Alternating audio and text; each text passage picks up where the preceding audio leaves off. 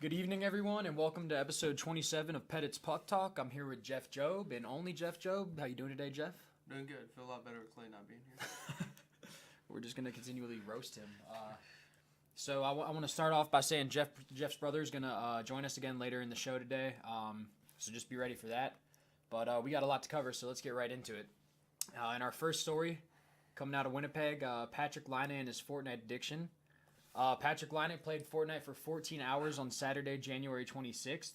And to make matters worse, he's only posted 4 goals and 11 assists throughout 28 games played since the month of December. So definitely not a good look for the club there. I mean, I'm glad I don't live with him. Oh, yeah, I do. His name's Brendan Duff. This is also true. The funny thing about this to me was that earlier in the season when the Canucks put the ban on Fortnite, Laine was taking a jab at them, saying that he thought the problems went deeper than just Fortnite. But here he is. Yeah, I guess it's safe to say that he has a Fortnite problem. You got anything to add other than what we've already said? I guess it's just not taking hockey very seriously. Yeah, that's what it would look like for sure. from the naked eye. Our next story, I'm sure a lot of you have already heard about this, but Boston Bruins rookie Frederick, I forget his first name. Can't remember. Brandon, is it Brandon? I thought that was Brandon Tanev. Did he? Oh, yeah. Either way. Oh, Trent Frederick. That's his first name, but he absolutely dummied Brandon Tanev, so me and Joe are going to watch the video here and let you guys listen in. And Myers pairs off with Frederick, and Tanev wants a piece of Frederick. They didn't have the Winnipeg commissary. No. Frederick with the uppercut gets Tanev's helmet off. Oh, look at him go. Welcome to Boston, Trent Frederick. Just rock 'em, sock 'em, robots. Listen to the crowd at TD Garden. So yeah, I'm sure you could tell from the video, Frederick won the fight there. Not that much bigger than Tanev. Only got 2 inches on him, a couple of pounds for sure. But what'd you think of the fight? It's a good little tilt. Yeah, you don't really see him like that anymore. No. But is Tanev from the WHL? I'm not sure, honestly. I know they love to chuck him over there. Yeah, he's got a couple of fights in his career. I think he's had like 3 before this, and he can hold his own. But I mean, that guy This just. year? No, I don't think all this year, but I mean throughout his whole career probably. Yeah. But in the video, actually, like they go to his parents up in the stands. Oh, were they at the game? Yeah, and his parents are just going nuts. Like his dad looked buckled. Yeah, I was gonna say he was loving probably every moment of it. housed. But Frederick's only played 3 games this season for the Bees, but it looks like he's going to be a good fit there. He's a center. Probably keep that 3rd line, 4th line role and go from there. Moving into our next story, Antoine Vermette has retired from the NHL. Vermette played 1,046 regular season NHL games over 14 seasons. He totaled with 228 goals and 287 assists. Originally drafted in the 2nd round by Ottawa, he also played for Columbus, Phoenix/Arizona, depending on the time, Chicago, and Anaheim. Won a cup with Chicago in 2015, where it was his only Stanley Cup win. And he was also a member of the 2011-12 Coyotes that went to the Western Conference Finals, which is the deepest playoff run in franchise history. So I didn't know he was this old. I knew he was old, but yeah, I didn't know he was this old. I kind of forgot about him because he wasn't even playing this season. Oh, he wasn't? No. Was he injured? I'm not sure. I know he finished last season with Anaheim. I don't know if he had concussion symptoms or anything like that, but I guess he just decided it was enough. So yeah, I remember like a few years ago he kept going at the deadline for like a 1st-round pick. Yeah. Which I was kind of surprised about just because of like now I'm especially surprised just because of how old he is. Yeah, I think one of those years was actually the year he went to Chicago and got the cup, and then he came back the next season to Arizona. But he scored 19 or more goals in a season 6 times and averaged 56.9% throughout his career in faceoffs. Solid. Yeah, so pretty good offensive force. Not a spectacular scorer, but a well-rounded player for sure. And yeah, that's that on that story. Now our next story gets a little more interesting. The Toronto Maple Leafs are suing Snoop Dogg, and yes, you heard that correctly.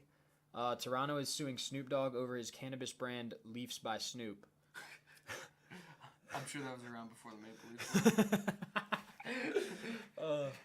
Toronto filed the suit in the U.S. in 2018, stating that they have a trademark on the word Leafs and the maple leaf design on the team that the team uses as its logo.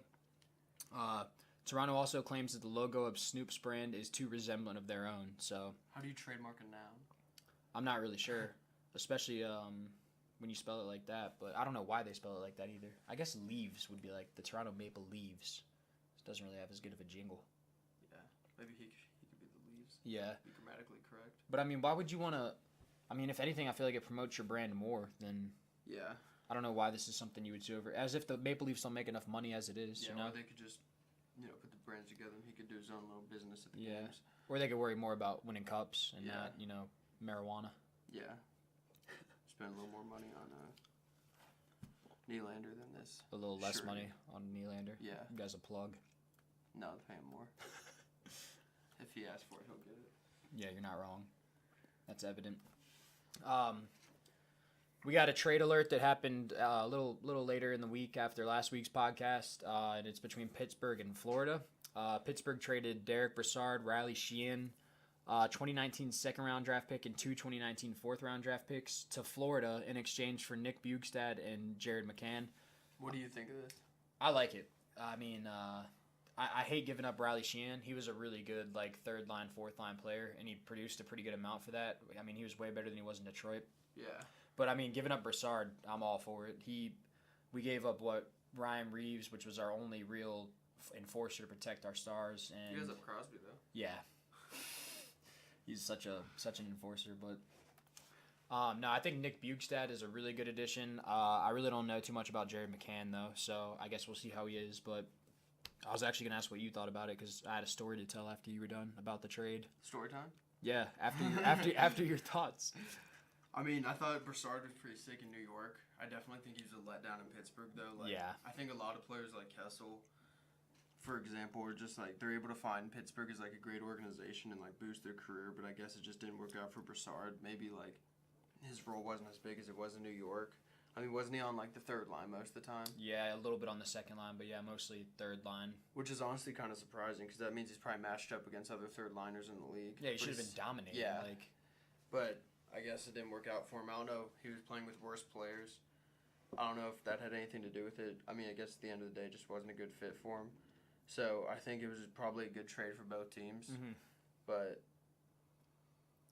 actually, the interesting thing I've heard is that Florida might not be where Brassard stops. I've heard Columbus wants him, but Pittsburgh's not going to trade in division, so yeah, it could have been a medium for him, and then Florida's going to deal him up there for something. Before, with Hoffman. Yeah, they're all about finagling the division. Exactly.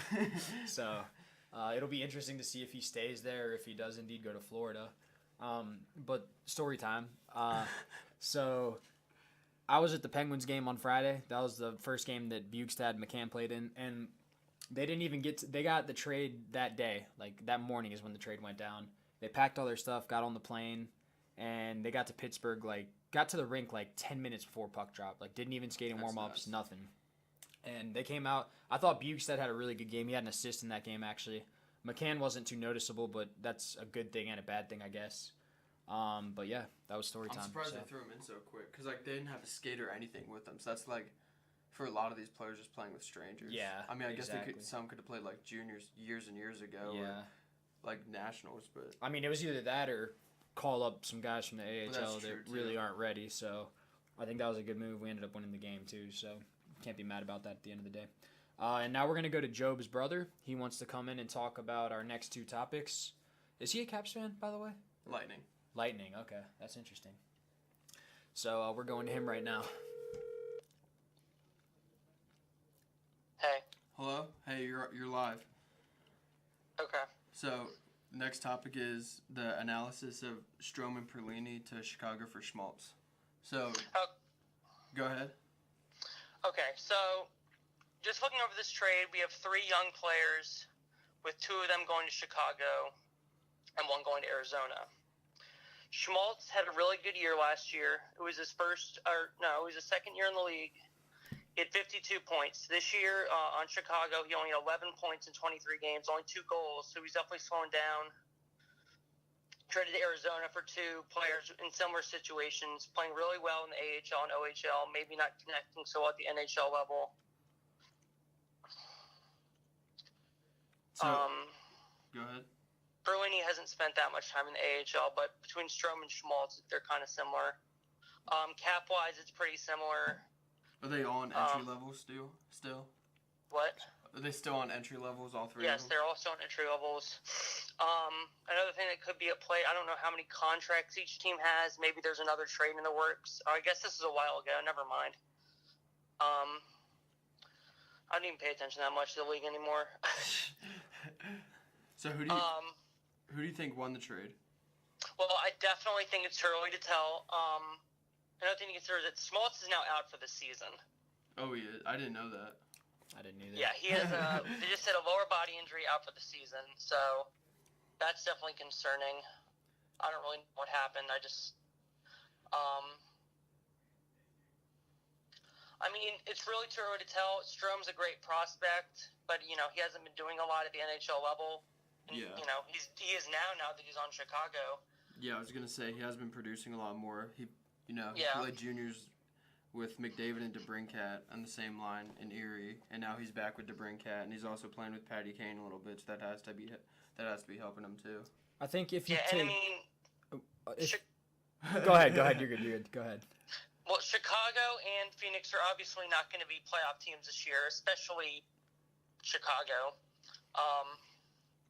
So, it's a good thing to shake up your prospects, and they're maybe not playing as well as they could. With young players especially, the systems, you never really know who's going to, do what exactly better than someone else. So, I James, definitely like the trade from both sides. for the trade, would you say, for Strome, obviously the change of scenery definitely helped him a lot. I mean, Schmaltz prior to the injury, it looked like it helped him a lot too. Only 11 points in 23 with Chicago, and then 14 and 17 games since he got to Arizona. That's almost a point a game. Do you think scenery had a lot to do with it, or what are your thoughts on that? I mean, I think a lot of things are at play, but I think really when you change teams, the dynamic just completely changes. You're kind of shooken up, and you kind of realize, all right, I need to start playing better. And, you have a new coach who's, you're not familiar with, and he's yelling at you, telling you to do this and that, and you're trying to impress the new team. You don't want to stick out and be just the worst player on the team. When you change teams, your comfort level drops, and you have a greater chance of just kind of, it's more pressure, so it doesn't work with all players, but it's definitely something that I think it's a good idea for all these players involved. Yeah, and these guys are all former first-round picks, so you already know there's a lot of pressure around just that there alone too. So. Mm-hmm. Well, I was also gonna say, you think there's a problem with Arizona developing players? Because I mean, this happened with Domi too. Yeah. Yeah, I was thinking when I saw the Strome trade, I was thinking, didn't he go to Montreal and it was Domi? And I'm like, because they seem like very similar situations. I don't really know what Phoenix is doing prospect-wise. Ironically, the Admirals are their ECHL affiliate, but... Yeah, I'm not sure, because I definitely think that... I don't know if it's the coach, I don't know, but something about, because Strome was supposed to be... He wasn't supposed to be like McDavid, but he was still supposed to be really good, and he just didn't produce there. I mean, even when you look at their NHL roster, though, they don't have one player that stands out as far as points goes. I mean...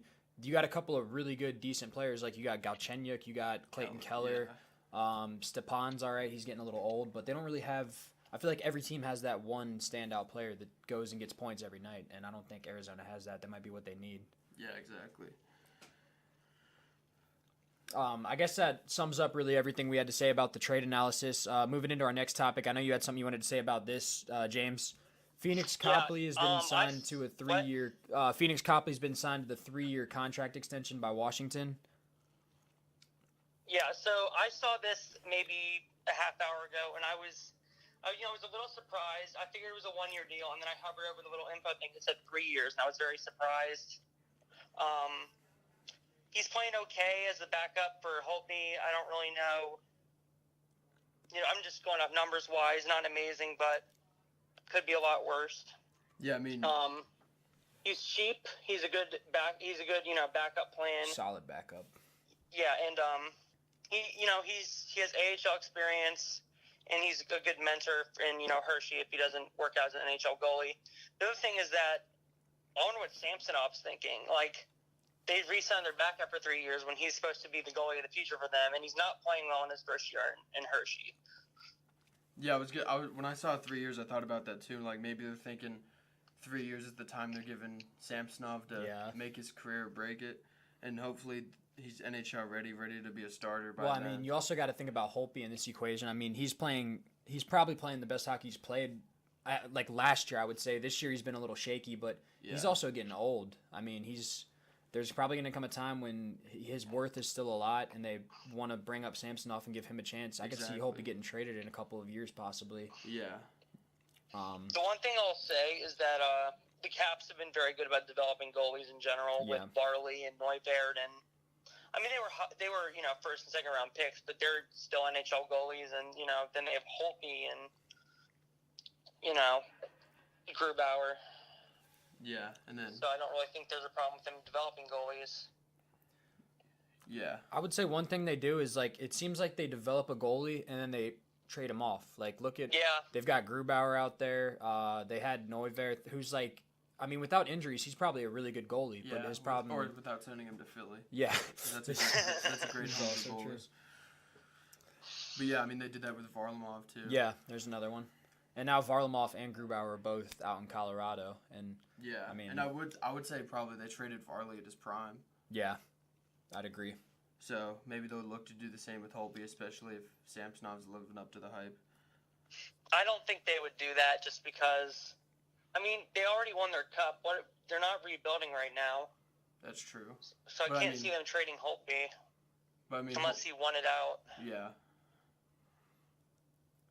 Well, that's all I had to say about that. So I don't know if you guys had anything you wanted to add. Yeah, I mean, the last thing I was gonna add is that I haven't really watched the Caps a lot this year, but from what I have seen, he has played a lot, and by how much he's played alone for a backup, I think they got him for a pretty good deal. Yeah. Like 1.1 for goalies already played 18 games to the All-Star break. They're almost like splitting games in a way. Like I'd say he's probably getting about 40% of the games. Holtby's probably getting about 60%. Exactly. So if you have a player playing that much, 1.1's a bargain. Yeah, exactly.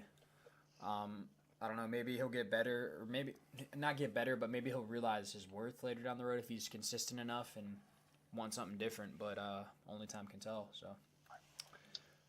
Thanks for coming on, James. Did you have anything you wanted to add? No. Okay. Thanks for coming on, James. Mm-hmm. Bye. So that concludes our news segment of the podcast. Now we're going to move into milestones, which we don't have too many this week. But Chris Letang has tied Paul Coffey's franchise record for most goals by a defenseman to play for Pittsburgh with his 108th goal. He already broke the all-time points record by a Pens defenseman earlier in the season. Was it Paul Coffey's too? Yeah. Okay. So, I don't know. I think Paul Coffey only played for like 4 seasons, but he was also shooting on pieces of cheese. Like the goalies back then were terrible. So, I think it's hard to compare. It's like apples to oranges, but a record's a record. You break it, you break it. And our second milestone, Patrick Kane has reached his 900th career point with 2 goals and 2 assists as Chicago beat Buffalo 7-3 last Friday in his hometown of Buffalo. Is he getting a little better? Patrick Kane? I think he's been picking it up a little bit lately. Too bad Jonathan Toews isn't. Yeah, the guy's worth a fifth, if that. Yeah. Conditional fifth. Kane is the 5th player in Blackhawks history and the youngest American-born player in the NHL history to reach that mark, so that's pretty impressive there. But yeah, that was especially in that organization. Yeah, I mean, you don't really have a lot to work with around you. I think they have him on a line with. Is he on the Brinkat's line? And then maybe Strome. I don't know if those 3 were together or not. Yeah, I don't know either. Maybe Anisimov. Yeah, it could be. Somebody's got a center. Anisimov might be a center. I don't know, but moving into fantasy hockey and injuries, we got a pretty large list here. Dylan Larkin is day-to-day with a strained oblique. Travis Zajac is day-to-day with a lower body injury. Evgeny Malkin is day-to-day with an upper body injury. Carter Hutton is day-to-day with an illness. Brandon Dubinsky is day-to-day with a hamstring injury. Andrei Kopitar is day-to-day with illness. And Braden Point is day-to-day with lower body injury. That wasn't even all the injuries I found. That was just the big names that I found. So. Yeah, I mean, at least they're day-to-days. Obviously, in the game, there's a lot of injuries, and you don't want to see anybody out long-term. So yeah. Before we get to who's hot and who's not, we're going to take a little minute to talk about Radford hockey. My co-host here, Jeffrey Job, he had 5 goals against ODU this weekend, so give a little round of applause for that. Monkey off my back. Yeah, I told you to give me a Gino, and you went and got me 5, so. Love to see it. I appreciate that. Think of the result we wanted, but yeah, that's a story for a different day. Yeah. Moving into who's hot and who's not. Hot. We got Philadelphia at the top of the list. They're on a 7-game winning streak, 8-2-0. So, playoff push, baby. It's that time of year.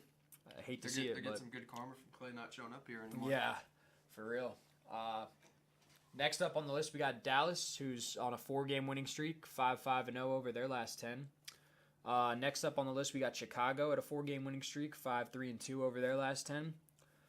Winnipeg's next with the 3-game winning streak coming in at 7-3-0 in their last 10. And then last on the list, we got Detroit with a 3-game winning streak, 5-5-0 over their last 10. So Detroit not doing too bad. no, other than Philly, like who sticks out to you on this list? Definitely. I mean, obviously by the last 10, Winnipeg does, but they're a contender anyway. So it's Yeah. hard to like be impressed because that's kind of what you expect from them. Exactly. I would say Dallas and Chicago. Probably Chicago. Mm-hmm. They've been struggling this year. They got that kid behind the bench. Yeah, the 33-year-old. Yeah. I mean, if what's his name could take the Rams to the Super Bowl, I'm sure they could make the playoffs. Yeah, I would agree with what you said. I hate to see Philly at the top of the list, but they're doing pretty good, so good for them. Looks like maybe the shakeup of management really helped change some things around. I also saw, I don't know if we talked about this last week, but the Flyers said the only 2 players that aren't up to be moved right now, like up to management, are Claude Giroux and Carter Hart. So they said anybody else on that roster could be moved. And I mean, you got to think they got some good talent on that roster. Yeah, Ted Leon says you listening. Moving into our not so hot list, top of the list, Columbus Blue Jackets. Love to see it. 5-game losing streak, 4-6-0 over their last 10. I love to see division rivals doing terrible. So keep doing what you're doing, Columbus. Yeah, move them out of the country. Yeah. Next up on the list, Ottawa, and I got to be a part of this. 4-game losing streak, 4-6-0. It was nice to hand them the second game on that list. 4-6-0 over their last 10 anyways. Next up on the list is Vegas, who's also got a 4-game losing streak. They're 4-6-0 over their last 10 as well. And then you got Anaheim at a 3-game losing streak, 2-6-2 over their last 10. And finally, Colorado on a 3-game losing streak, 3-7-0 over their last 10. Has Vegas been on a 4-game losing streak since the Stanley Cup Finals? I don't know. Is it possible? Definitely. But yeah, I thought they were doing a lot better this year. Not Who, Vegas? Yeah, I thought they were doing like. They've just had Pretty highs and good. lows, I would say. Yeah. They'll go on like a pretty decent winning streak, and then they'll go on a 4-game losing streak. So the one that surprises me is Colorado, because I mean that's a team that came 3-7-0 in the yeah, last 10. and they were so hot at the start of the season. I Yeah. mean they had that line, Ronson and McKinnon and Landeskog. That line had like 100 Nuts, points, like yeah. 30 games in or something like that. Yeah, it was nuts. So. But I guess that's their problem is they don't have depth. It's getting to that time of the year where guys are Yeah, getting tired. That's true. So, I'd really pinpoint that. They got 2 pretty solid goalies, so I don't think you can put it on them. And yeah, other than that, I mean, Columbus has been all over the place this season too. They've been top of the Met. They've been bottom of the Met. That's just Are the they really? Met. Yeah. What are they like middle table now? Or? I'm really not sure. Go to NHL.com real quick and look up the standings here for you. I think they're like a couple spots out of wild card at this point. Oh no, they have the last wild card spot. But I mean that division's so tight. I mean Tampa's got it in a that's Atlantic actually. The top of the Met is the Islanders with 66, and then it's Pittsburgh and Washington with 62. The Islanders are leading the conference right now. Dude, they're nasty this year. They're leading the division. The Tampa's leading the conference, and then Toronto and Montreal are actually no. Really made a good choice there, Johnny. Too. Yeah, really. But I mean, now that you bring that up, do you think they would be doing that good with John Tavares there? I mean, that changes the whole dynamic. It changes it, but you also got to look at like. Obviously, the worst thing that happened to them over the offseason was losing Tavares, and that was the biggest storyline. But at the same time, you got to look at everything else they did positively. Like, they got a Stanley Cup winning coach, like, yeah, stuff like that. That's true. They got a new goalie coach, too, and Mitch Korn. Shout out Mitch Korn. I went to his goalie camps when I was younger. A little inside the glass story. James was just on the pod. He saw, I think James is still listening, so I'll probably get a text after the show if this story's wrong, but he saw Mitch Korn in the lobby of Kettler, I believe, on the phone saying that while he was still, because he used to be with the Caps, right? Yeah. Yeah, so calling somebody basically saying he was about to leave before news broke. Dang. So. That's wild. So he just saw him making the executive call on the Yeah. phone. I used to see Bruce Boudreaux there all the time when I played for the Little Caps, just walking around like he was the poop. And, Humble brag. Yeah. Like the low caps. Nah, but yeah, it was cool playing there. You'd see the guys all the time, but they were not the friendliest. I mean, they weren't like mean, but they wouldn't like go out of their way to say what's up to like the little kids or anything. Which, I mean, if you're playing at a rink like that, I just figured you'd do something like that. Yeah. But yeah, so that's all we had today for the pod. Thank you guys for listening, and be sure to tune in here again next Monday at the same time. You got anything you want to say? No, I think that's it. All right. Sounds good. Thanks, guys.